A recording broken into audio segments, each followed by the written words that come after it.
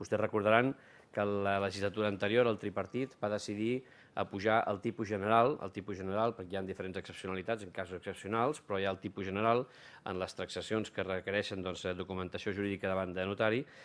passar del tipus general de l'1%, com dic, a l'1,2%. Aquest és un increment que es va produir l'any anterior, impulsat pel govern tripartit, i que nosaltres, d'acord amb els nostres compromisos electorals, plantegem en aquesta proposició de llei retornar al tipus general anterior de l'1%. És una rebaixa que en aquest sentit facilita que les economies domèstiques puguin també sortir d'una millor manera en les compres d'habitatge, en les operacions hipotecàries, en les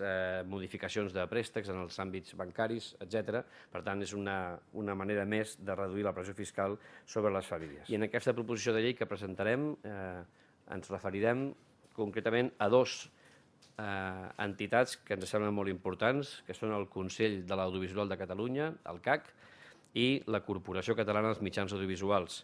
En aquestes dues entitats, la nostra proposició de llei el que fa és anar directament a reduir el nombre de membres dels seus consells de govern o rectors, que, com vostès saben, en el cas del CAC està format per 10 persones i en el cas de la corporació per 12 persones. La proposició de llei el que farà és reduir el nombre de persones que formen part d'aquests consells, que, com saben, són persones proposades des del Parlament de Catalunya,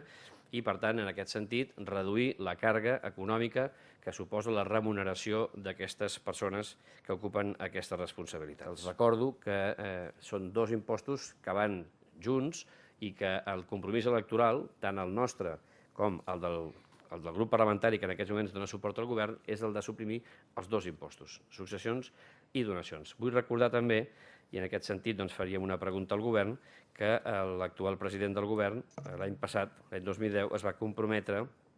a que aquesta supressió tindria un caràcter retroactiu, no a 1 de gener del 2011, ho poden trobar vostès en un mitjà de comunicació publicat a Catalunya el dia 20 de desembre del 2009, on l'actual president explicava que Convergència suprimirà l'impost de successions amb caràcter retroactiu, i en l'entrevista que li fan a l'Interior comprovaran que parla d'efecte retroactiu a partir de gener del 2010. La nostra pregunta és si donaran compliment a aquest compromís o si en tindran suficient que sigui a caràcter retroactiu gener del 2011. En qualsevol cas, el que demanem i el que esperem és que no es perdi més temps, que no es facin anuncis a bombo i plateret, que es vagi per feina, que s'actuï i que, en aquest sentit, la manera més ràpida és donar suport a la nostra proposició de llei i, per tant, els convidem a que ho faci. El nomenament del senyor Miquel Vila, que ha estat nomenat delegat del govern a la delegació del govern a París, juntament amb el cessament del fins ara delegat Apel Escarot Rovira, cosa que celebrem perquè ho venim demanant des de l'endemà del canvi de la presa de posició del nou govern, i el que sí que volem dir és que ens sembla que s'ha perdut una oportunitat en aquests moments, que hi havia ja la decisió presa de cessar el fins ara delegat, s'ha perdut l'oportunitat d'or, per aplicar l'austeritat i la retallada de les despeses també en aquest àmbit, perquè després d'anunciar tantes retallades de despeses en tants àmbits que tenen una notòria sensibilitat social, el que pertocava ara, predicant amb l'exemple, era precisament eliminar d'una vegada totes les delegacions aquestes que té el govern de la Generalitat fora de Catalunya i que no compleixen en aquests moments amb una funció essencial ni necessària de la Generalitat. I esperem que no sigui el preludi d'una continuïtat de l'actuació del govern tripartit, obrint encara en el futur noves delegacions que vindrien a incrementar encara més les despeses que suportem els ciutadans com a conseqüència d'aquesta actuació. Home, és una llàstima que el govern actual, per poder tenir el govern dels millors, que és el que se'ns va dir des del començament de la legislatura, hagi de fer-ho a base de falsejar els currículums de les persones que nomena com els millors d'aquest govern. Posem en quarantena, per tant, això del govern dels millors, i en qualsevol cas sí que volem deixar ben clar que al nostre entendre això no és un error. Això no és un error. Un error és quan un s'equivoca.